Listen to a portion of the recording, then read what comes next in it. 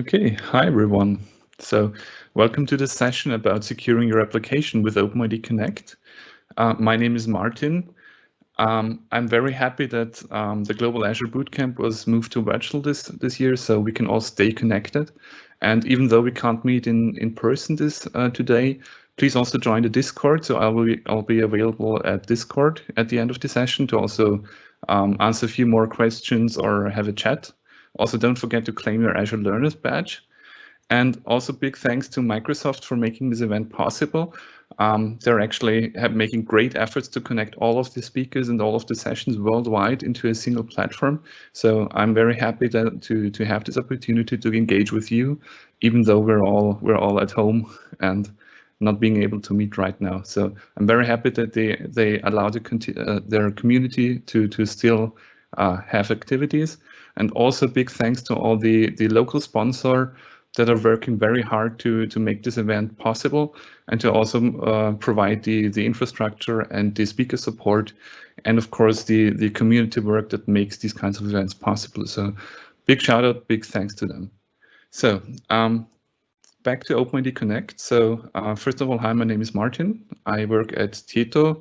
I'm a software developer. I also am a Microsoft MVP, so I'm doing a lot of work in .NET Core, but also really I'm actually more walking around with duct tape, making sure that everything works together. And this is also why I spent a lot of time working with OpenID Connect to make sure applications can work together. So the agenda for today would be, I'd like to give you a bit of an introduction about why I think OpenID Connect is actually very important moving forward.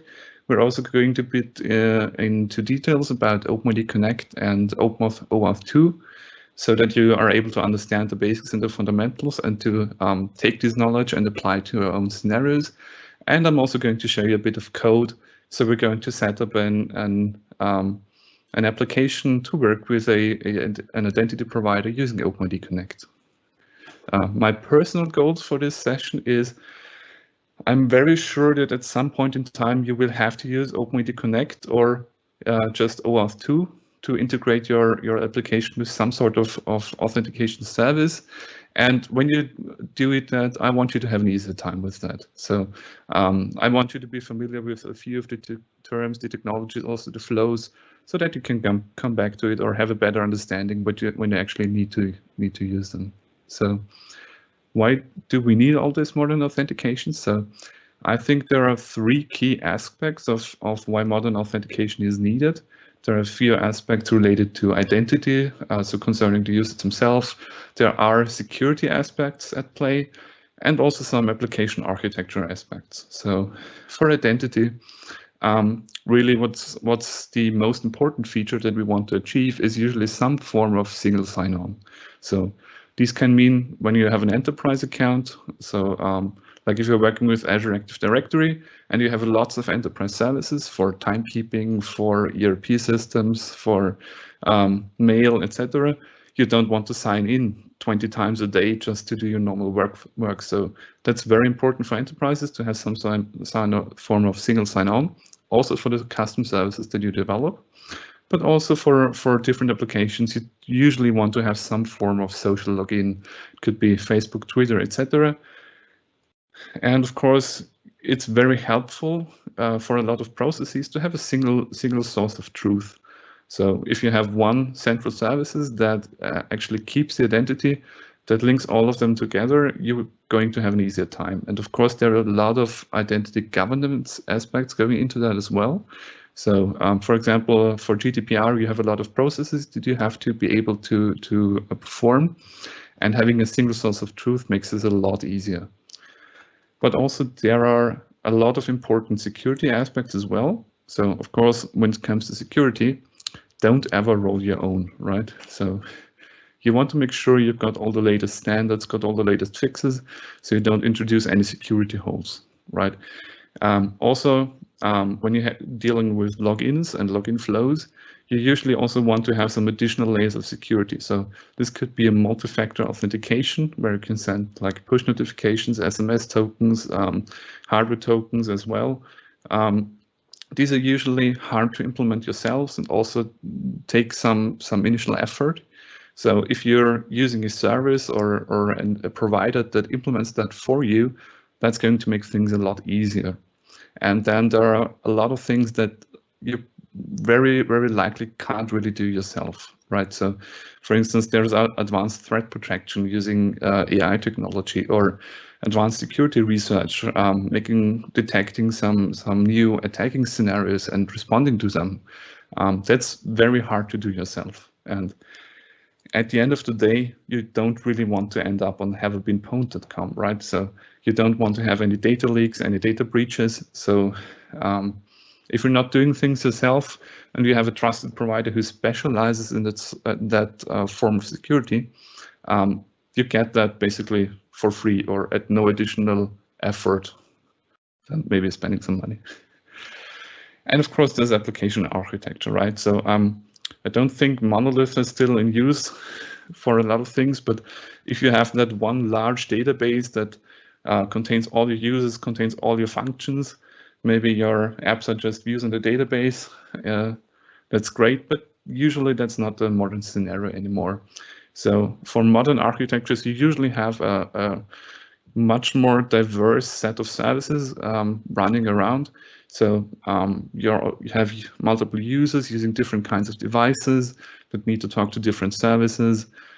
But at the end of the day, you want to preserve a single source of identity in your systems. So if you have a microservice environment, that could mean you split one application across different services and need to always have user information. But of course, it could be different enterprise services that just need to talk to each other or connect to the same identity source.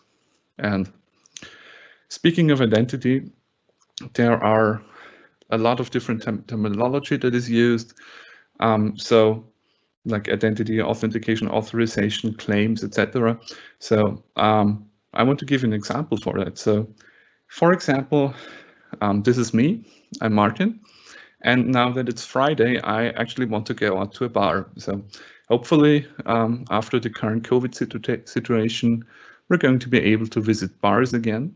And maybe it's a club, and maybe there is some security personnel at the door checking some age requirements. So I have an identity, so I can go up to the security person and say, yeah, hi, I'm Martin. I want to go into this bar. And the security person might want to ask for some proof of that. So I pull out my ID, and my ID has information about me. It has my birth date, so it actually contains my age. So and this token was issued by the government, and the security person will trust this document. So there will be an inspection, and the document can be validated. So it can be physical, or in case of IT, it's going to be some form of cryptography operation. But for this example, this is a claims-based authentication and authorization, and I'm granted access to the resource that I'm looking for. So I'm getting the beer. So the way these things work, so this would be called claims-based authentication. So there is one entity that I trust. So this would be the identity provider, and for this example, the government would be the thing that I trust, at least for issuing driver certificates or driver's license or passports. So the government would be the identity provider, and the government would also have a licensing department that actually issues these licenses. So these would be secure token services because they actually issue these tokens.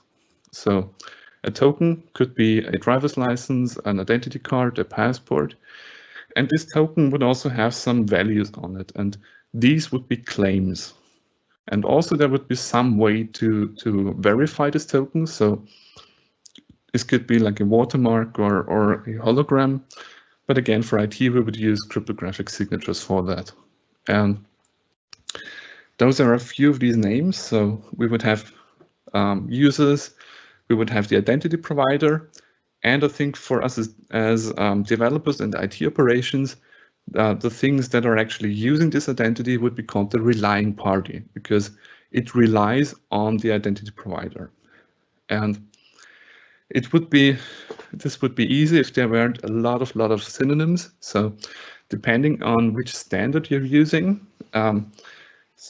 these would all have different names. So the end user would also be called a subject because tokens are about a subject, or they could be a resource owner. For example, I would own a document, a resource that I'm managing or accessing through an API.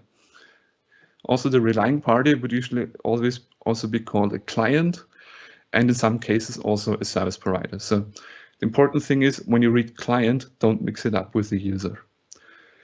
And of course, also for the different standards, the identity provider would also be called some things like an issuer, an authority, an authorization server, or OpenID provider.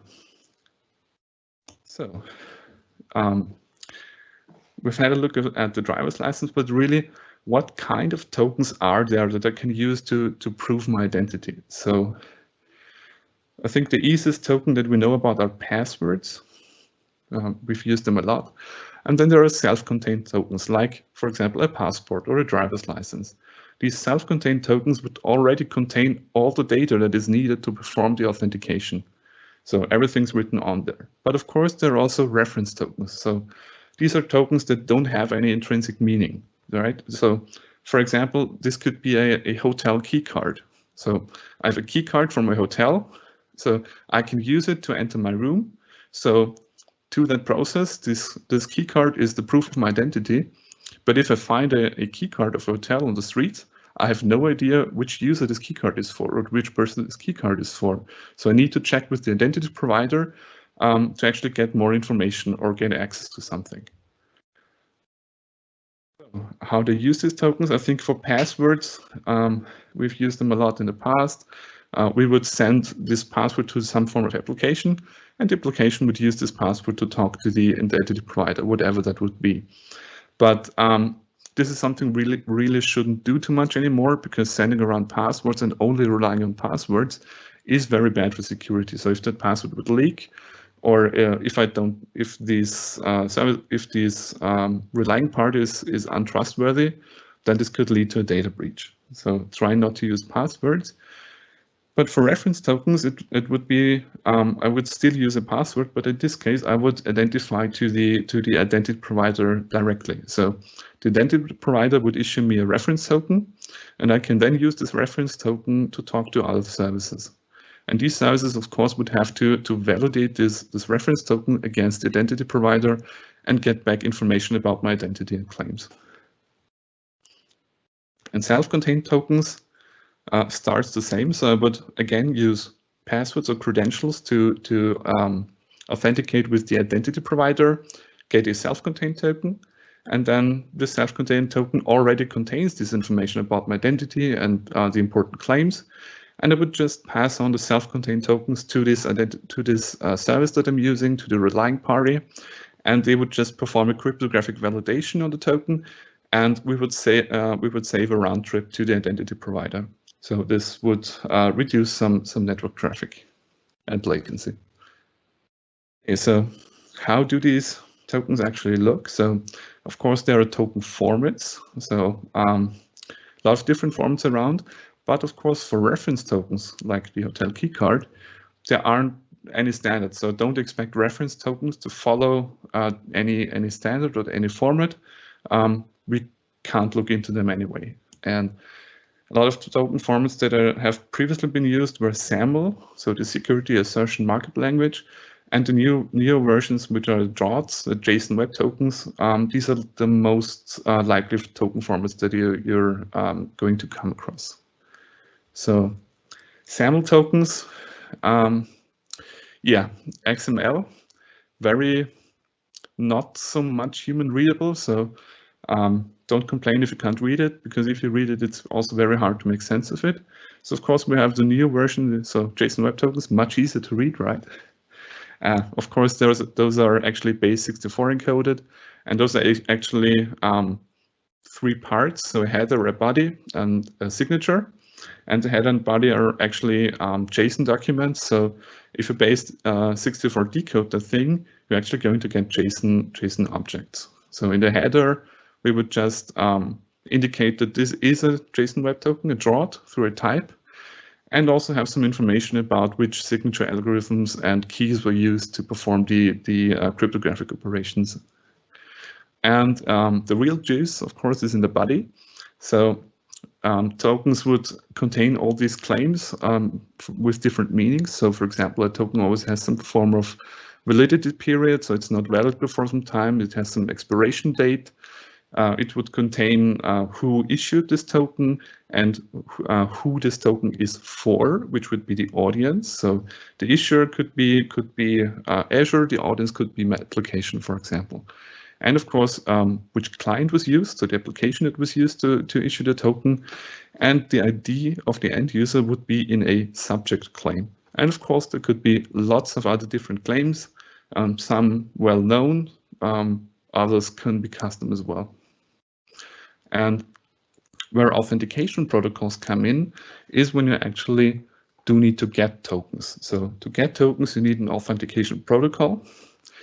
And over the time, there are a lot of different protocols around. So SAML is actually not only a token format, but it's also a protocol that can be used. And in the past, if you've been in IT for long, you probably have met WS Federation, so all the XML web service stuff. And I think over time, it's actually become quite hard to make SAML services and WS Federation services work with each other when you use all of the optional features that are available. And the newer protocols are actually OAuth, so Open Authentication, and an identity layer built on top of that, which is OpenID Connect.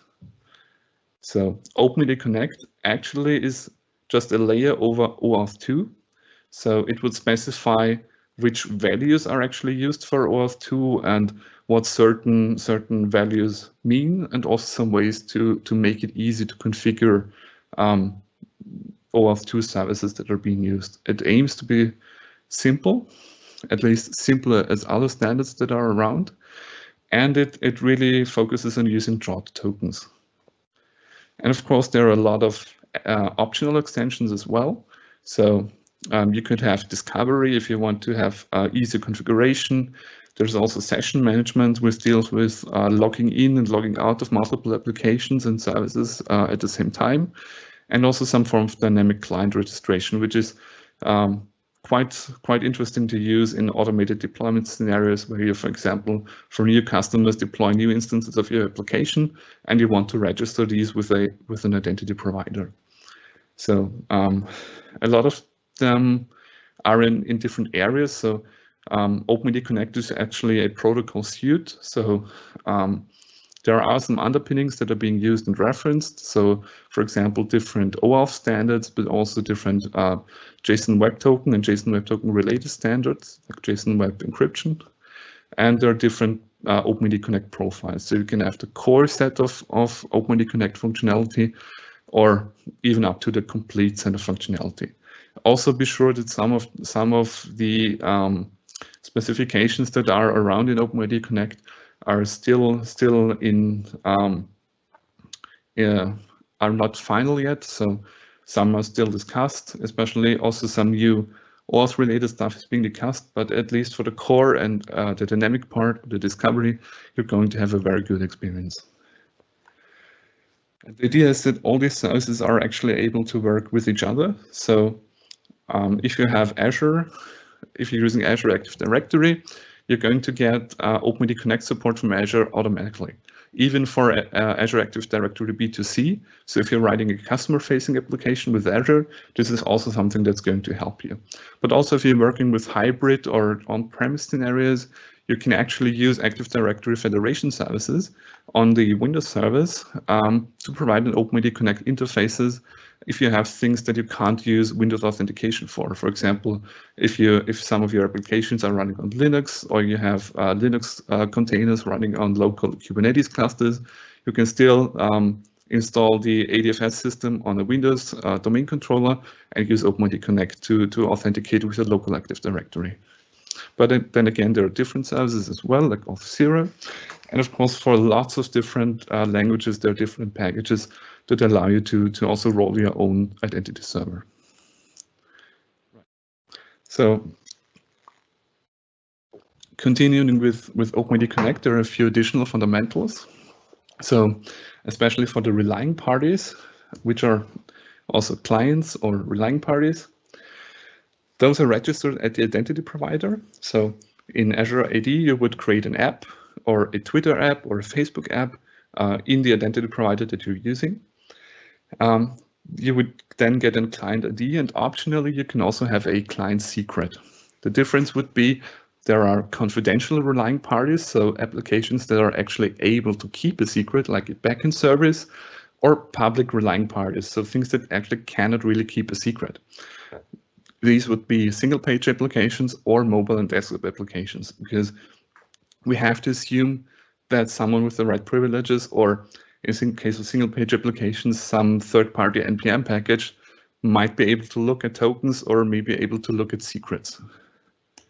And if you then set up this application as a relying party, in order to save some time configuring all the URLs and keys and signing that is being used, you would then use a discovery document to auto-configure the client libraries that you're using. So there's usually a well-known magic URL that gets you this discovery document, which is just a JSON configuration document.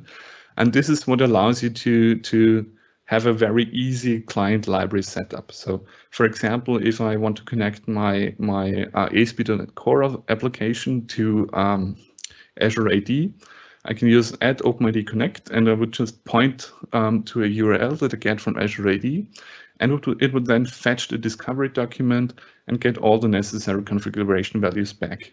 And there are also well-defined sets of when things have to be requeried. So for example, if you change some signing keys, there are also well-defined validity periods. So for how long things have to be valid, and how often this library needs to fetch new versions of the configuration as well. So this is really, really helpful if you need to configure libraries. So for example, if for different libraries like Facebook or Twitter, OAuth 2, you have to do a lot more configuration. Then the kind of tokens that are used in OpenID Connect and OAuth 2. So depending on what you need and what you want, you would also get different tokens. And I think the easiest one would be just the ID token. So the ID token would be a simple self-contained draw token that just contains information about the user, like who is this user and some basic profile information. And you would usually use that for very simple authentication scenarios. So if I go into the bar, I just need to show this ID card once. If I need access to something, I need an access token, right? If I want to query my documents in the cloud, I need an access token maybe for that kind of service that I'm using. So this could be an access token or like an invitation to a club, but this is usually tailored and very specific to the application that's being used. And the difference is also this can be a job token, but can also be a reference token, depending on your security considerations. And of course, then there is also the golden VIP path. That's the refresh token. So as I've mentioned before, tokens usually have some form of validity period. So ID tokens and access tokens do have an expiration date. And if you want to stay connected to this service or to a different service for a longer time. So for example, if I am Spotify and I want to connect to your Facebook profile and I want to get updates from your Facebook profile. So if you like change your email address there, I want to get this update. I would also ask for a refresh token, which would give me access to new tokens. So I could use the refresh token to get new access tokens and new ID tokens in the background. And then during login flows, there's also a different kind of token. That's the code token. This is basically a very, very short-lived token that is only used during exchanges to get other tokens. So this would be like an invitation letter. So this document gets you a one-time access to these kinds of tokens.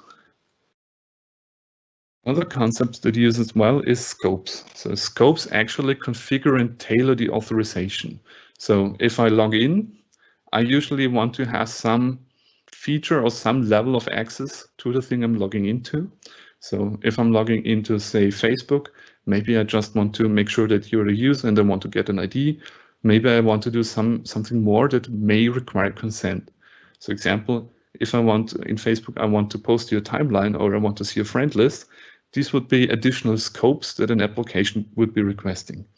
In Azure AD or actually Office or Microsoft 365, these could also be different scopes for different applications. So if I want to read your email or write to your calendar, those would be different scopes, and the user might have to manually consent to using to your applications to actually get access to these features.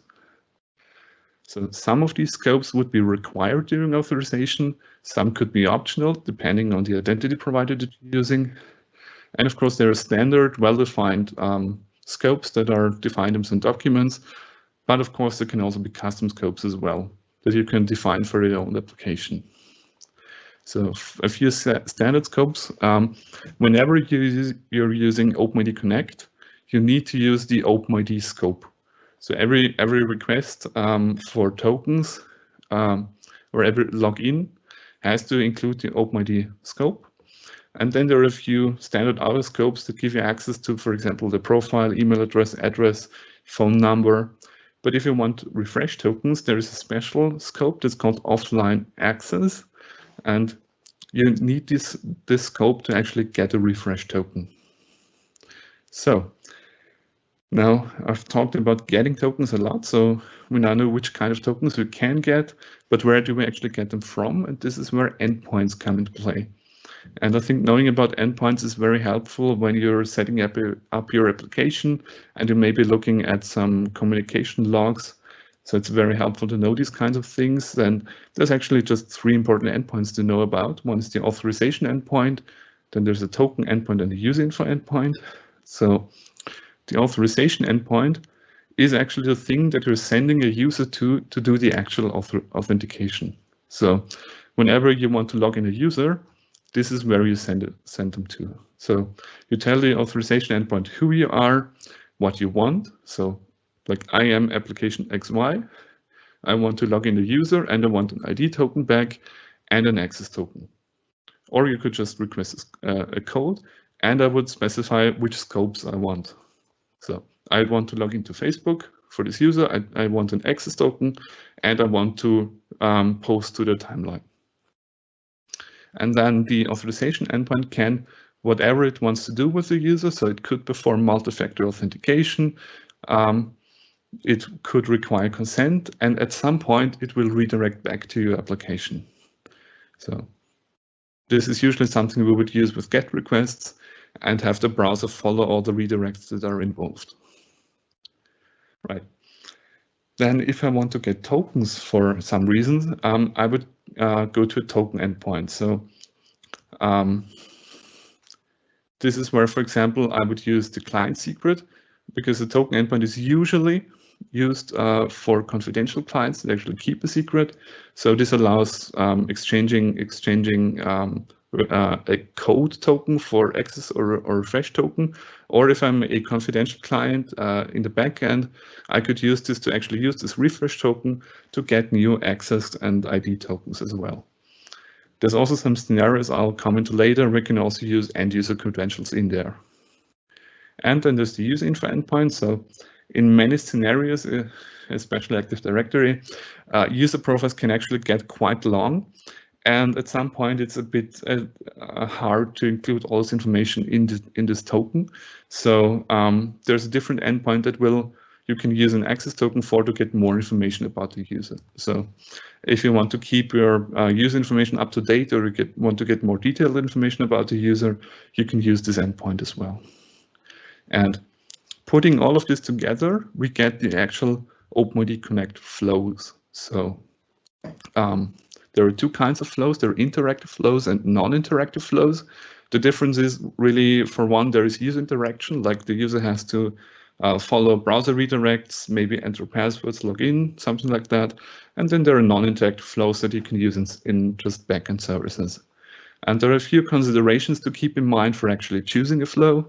So one of them is user interaction required. Can you do it? Do you not want to do it? And I think the most important one, are you actually a confidential or a public relying party? So for logging into a system that is mainly driven by a backend, like classic ASP.NET websites, or is it a public relying party like a single page application? You may need to choose different flows here.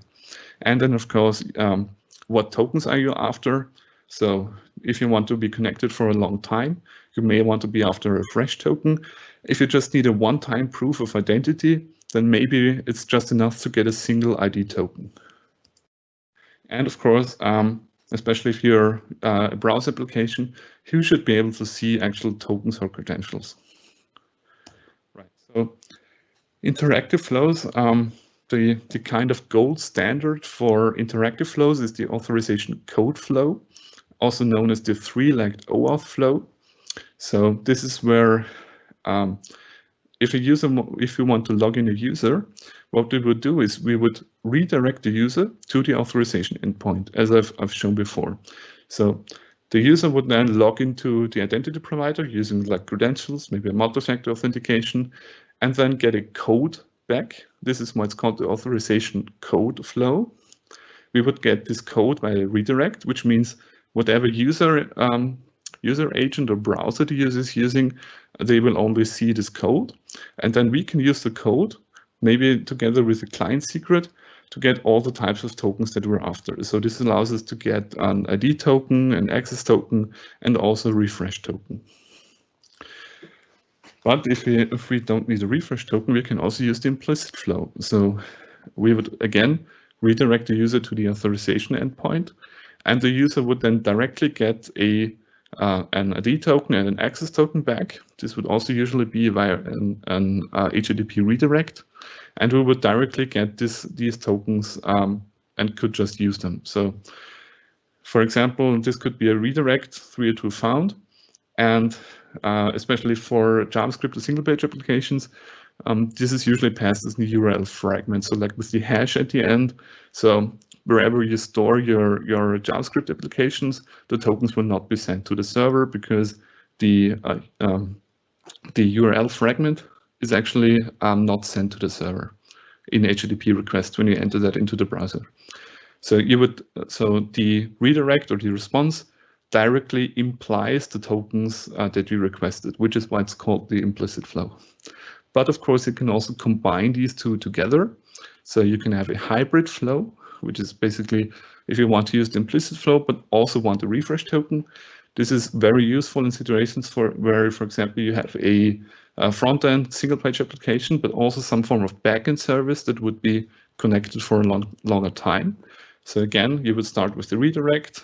User may have to do something interactively, and you would get back ID token and access token, but also a code. So what you would do is in the front-end application, for example, directly use these ID and access tokens, but you could pass the code token further along to some backend service, which could then get a refresh token as well, and also stay connected for a longer time.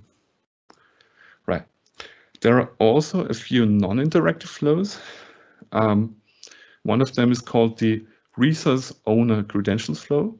So this would be also called the password flow, because this is actually a scenario where the user would give you the actual login credentials, so like a password, and you could use this password to get secrets. But of course, you shouldn't really be using passwords. So the only scenarios where this is actually useful is in first-party scenarios. So if you're the identity provider and you have a mobile application, you could use this, for example. So in first-party scenarios, it's okay-ish to use that, but please try to use other flows instead if possible. But something that's very helpful is the client credentials flow. So if you have multiple microservices or multiple services, you can get a token for a service as well. So you could use the client credentials for the token endpoint to get a token that gives you, for example, access to some other service. So you can have service identity also managed with OpenID Connect. And there is an interesting flow that's available in Azure as well. This is also called the on behalf of flow. So when a user is logged into your application and you will want to do something on behalf of that user with a different service, you can also use this token endpoint with the access token you already have for your user that's logged into your application and get a different access token that represents a level of access to different servers in the context of a user. So this is very helpful also for Microsoft's environments and also for some Azure services that actually support this type of flow. And then there is one more thing or flow that's actually coming up right now. So what about IoT devices? So where you don't really have a browser on the device you actually want to log into. This is where the device flow would come in handy. So this is a proposed standard. So it may be subject to change. But last time I've checked, this is also now supported in Azure as well. So if you, for example, use the Azure CLI on a remote IoT device, this is what would be used for Azure AD. So in this example, for example, we could have a smart TV or a monitor that you want to log into. So, well, we can't really redirect the user because we don't want to enter like the password on the TV. That would be weird. But we can request a device code. So there is a new endpoint for the device flow, and we would get a device code, which is also a different form of code token, and a URL. And then we could use this URL, for example, on the TV, we could display a QR code to make the user actually visit this URL, log into the identity provider, and meanwhile, in the background, we would be using this device code to query the token endpoint to get tokens. And this would fail the first couple of times, but we would retry this for a few minutes. And once the user has completed all the interactive steps with the identity provider, at some point, we would be getting back all the tokens that we want. Right. So I want to show you a quick demo now. So, for this example, I've prepared a small application. It's a to-do application, just making sure it is actually running. It is a simple to-do application, and I want to be able to log into Azure Active Directory now, because I don't want everyone to just create and delete items. I only want logged in users in my company to be able to use this application. So in Azure Active Directory, we have something called app registrations. And so we can use an Azure application to actually perform the authentication. So I could create a UDC to-do demo application inside of my Azure Active Directory. So what we would have here is a authentication scenario. So if I want to perform authentication, I would need to add a platform. So I can say, yeah, this is a web application, and I would have to provide the redirect URIs that tokens or codes would be sent to. Well, I would use localhost 5001. Yeah, let's also use this for logouts. And then I can also configure the things that I could get for when using, for example, implicit grant. So let's use implicit flow for now. There are ways that also use code flow for single page applications. But in this case, this is an Angular application, and the simplest form of authentication I could do is implicit flow. So I want access tokens and ID tokens. And what I also want to do is I could now log into Azure AD using this configuration, but what I actually want to do is I want to secure my API, my backend, that accepts tokens that are issued for my backend as well. So I could use this expose an API feature as well. And what I can do now is define a URI that identifies my application. So I could say my API is API to-dos. This is just an identifier. And then I could define scopes or different levels of access for my to-dos API, and I could name this to-do.read-write. Allow admins and users to consent to that. Call this manage to-do items. So what I've actually shown here is a thing called in Azure Active Directory called API permissions. So you can specify different scopes or different permissions that the application can get to the Microsoft Graph, or for your own defined scopes. And for some of them, you may need admin consent. So it's always good if you give some more like profile information, use information. You want to usually grant admin consent so that this application is verified by the administrator to be able to actually use these permissions. Okay, so how do we actually integrate that? So in Endpoints, we see all the authentication flows that are supported in Azure AD. So there is like SAML and WS Federation, but there is also OpenID Connect. So I can use this OpenID Connect, and you can also see this is now the metadata document. So this well-known OpenID configuration would be the magic JSON document that does most of the configuration. And what I've prepared inside of the application is I'm using a NPM package by Manfred Steyer, who was also giving a presentation today called Angular OAuth 2 OIDC. And this also has a class that allows me on the client to configure the authentication properties that I need. And I've actually pre-configured it. The only thing I need to add is the client ID, which I should be able to see here. The application ID is called in Azure. It also says client ID. So I should be able to use this identifier and the login URL, which is always loginmicrosoftonline.com, then the tenant ID, and we want to use version 2.0. And we're using OpenID Connect, so we're requesting the OpenID scope. We also want some profile access, and we want access to the API that we want to talk to. So I'm now requesting this scope for my API. Right.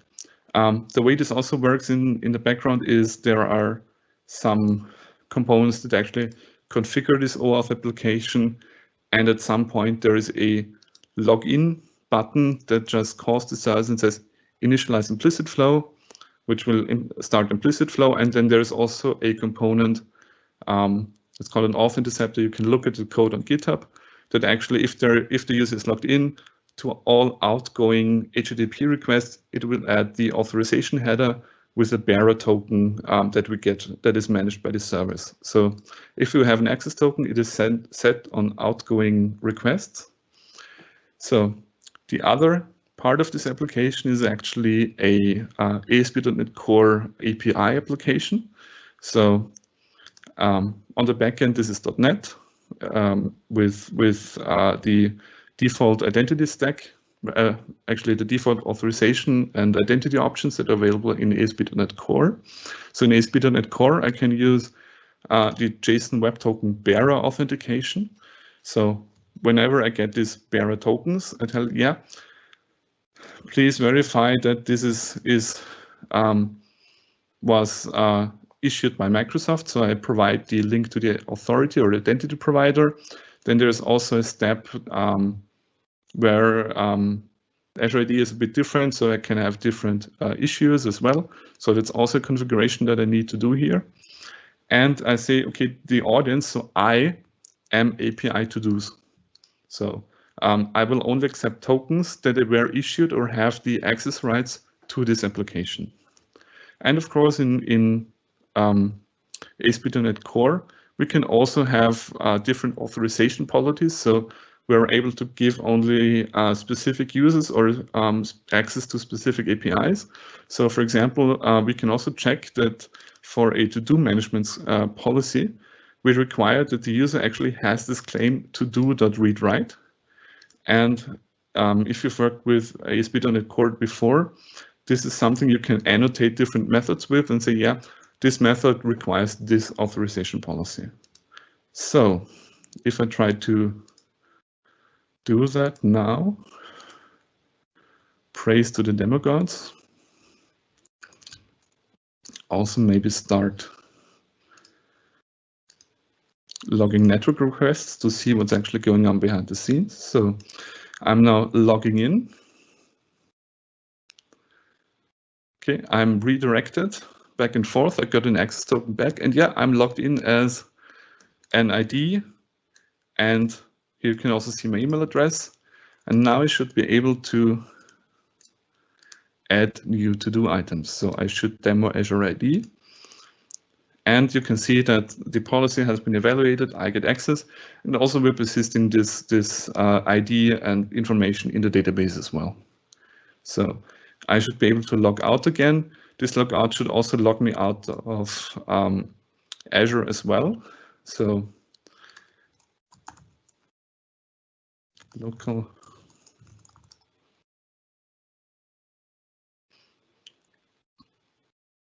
So for example, if I want to log into this from a different session or a new machine, this would also use the standard Azure single sign-on features, also the standard security features. So for example, I would add my enter my password, but I also would have multi-factor authentication. So in this case, I need to approve the sign-in from my phone and then be redirected to my own applications. Also, since I've clicked the consent button before, I'm not asked for trusting this application, but if now a different user from the same tenant or the same directory would try to log into this application, they would get to a different intermediate screen where it would say, yeah, the application OIDC to do demo wants to access your profile information. Do you want to consent to this? Yes, no. You would have to click yes in there. So also to give you some additional pointers,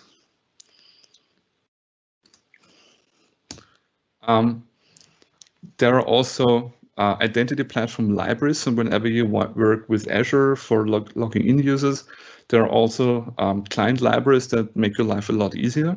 So for now, I've shown you manual configuration with some of the basic OAuth and OpenID Connect libraries. But of course, you can also save some more time and code space by using these libraries directly. So there are libraries for different languages like JavaScript, Python, .NET, but also integrations for different frameworks. Like there's an Angular integration out there, but also an integration with ASP.NET and ASP.NET Core. So going to this, I'm going to have a look at some questions as well. So that combine personal access tokens.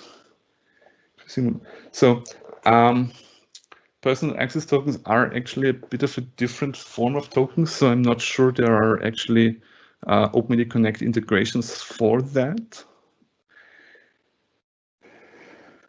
Does Identity Server 4 support JSON Web Encrypt? I'm not an expert on Identity Server itself, so I may not be the right person to answer that. So is it possible to get graph URI access as well in the scope? Yes, you can actually request multiple scopes. And what I've shown you before, the audience. So let me just go back there. Yes, no. So for example, on these API requests, if I send an API request out, I'm doing a delete. And in the header, I'm setting this authorization bearer token. And if I just copy this value,